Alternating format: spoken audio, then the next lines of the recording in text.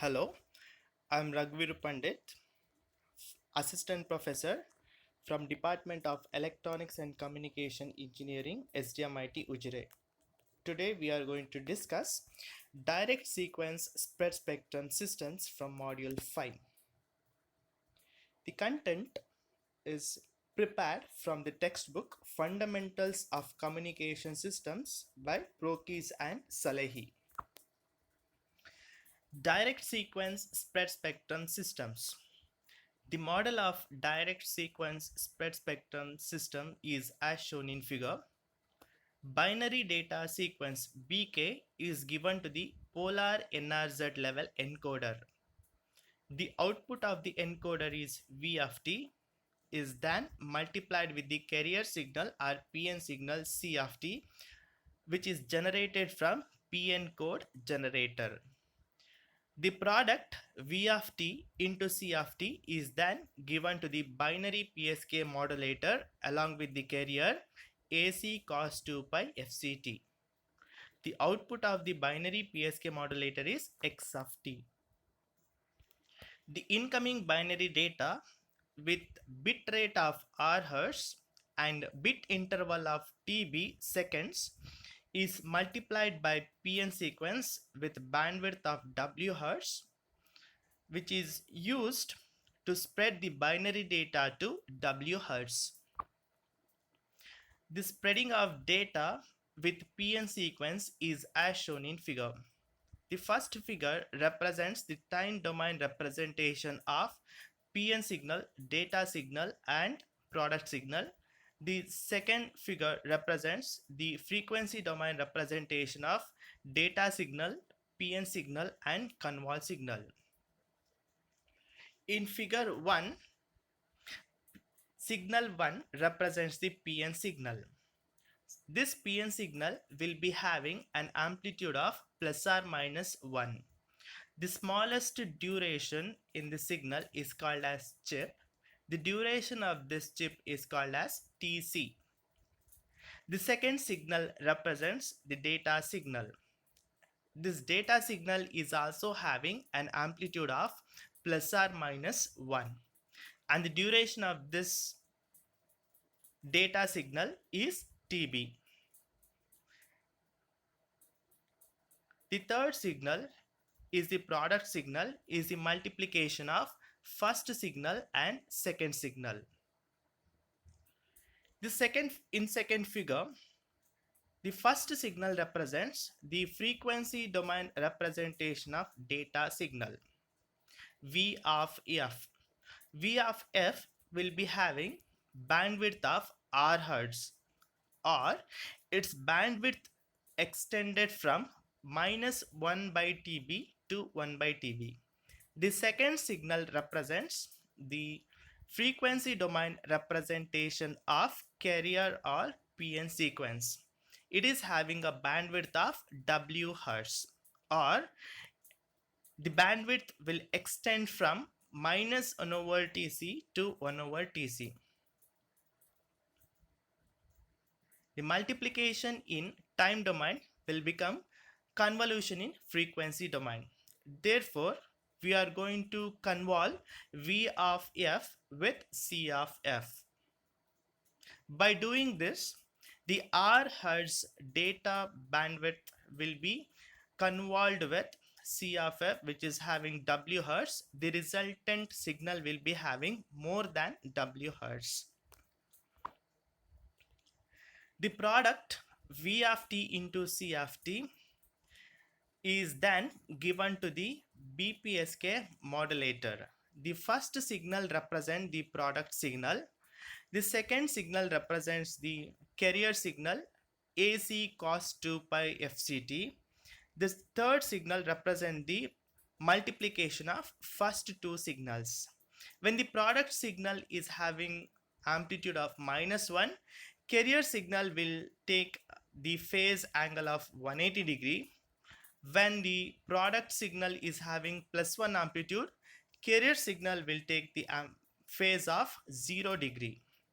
This is the generation of DS spread spectrum signal at the end of the transmitter. The information bearing baseband signal is denoted as V of t and is expressed as V of t is equal to summation n is equal to minus infinity to plus infinity an gt of t minus ntb, where an is equal to plus or minus 1 and gt of t is a rectangular pulse of duration tb. This equation represents for data. The spreading sequence is expressed as C of t is equal to summation n is equal to minus infinity to plus infinity Cn p of t minus ntc, where Cn is equal to plus or minus 1 and p of t is a rectangular pulse of duration tc. This represents the PN sequence or carrier signal. In both the cases, n extends from minus infinity to plus infinity. The multiplication operation between information data sequence and PN codes serve to spread the bandwidth of data signal of bandwidth R Hz into wider bandwidth of PN sequence signal C of t to W Hz or 1 by Tc.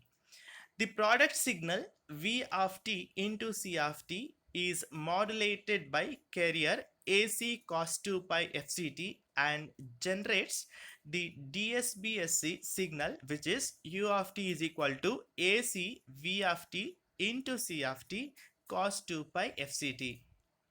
The value of V of t into C of t is equal to plus or minus 1. Hence, the modulated signal is expressed as U of t is equal to AC cos 2 pi fct plus theta of t. Here, theta of t is equal to 0 when V of t into C of t is equal to 1 and theta of t is equal to pi or 180 degree when V of t into C of t is equal to 1. Consider an information rate to the encoder is R bits per second and the available channel bandwidth is W Hz. The reciprocal of R denoted by TB, that is TB is equal to 1 by R, defines the duration of a pulse corresponding to the transmission time of an information bit. The PN code is at a rate of W times per second. The reciprocal of W denoted by TC defines the duration of a pulse, which is called chip, and TC is called chip interval. The bandwidth expansion factor W by R may be expressed as BE is equal to W by R, which in turn is equal to TB by TC. In practical system, the ratio TB by TC is an integer, which is the number of chips per information bit. LC is equal to TB by TC. Receiver. The block diagram of demodulation of DS spread spectrum signal is as shown in figure. The received signal R of t is first multiplied with the carrier signal or PN signal C of t, which is generated from PN signal generator. Then it is given to the correlator. Correlator will be consisting of product modulator and integrator. And then it is given to the sampler with proper clock signal. The output of the sampler is then given to the decoder.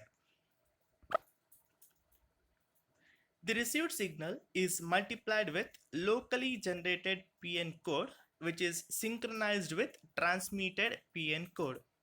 This operation is called as despreading of received signal because the effect is to undo the spreading operation done at the transmitter. U of t into C of t is given as AC V of t C square of t into cos 2 pi fct. Considering C square of t is equal to 1, our equation becomes AC V of t cos 2 pi fct, because C of t will be taking an amplitude of +1 or -1. If C of t takes the value of +1 amplitude, +1 square will become 1, and if the C of t takes the amplitude -1, -1 square is also 1. Therefore, C square of t is equal to 1. The D-spread signal is again demodulated by multiplying locally generated carrier AC cos 2 pi fct and pass it through a low pass filter, and finally it is detected by threshold detector to retrieve the message signal. Effect of D-spreading on narrowband interference. In this section, the effect of interference on spread spectrum is analyzed. Consider a received signal which is given by R of t is equal to AC V of t into C of t cos 2 pi fct plus I of t, where I of t denotes the interference signal.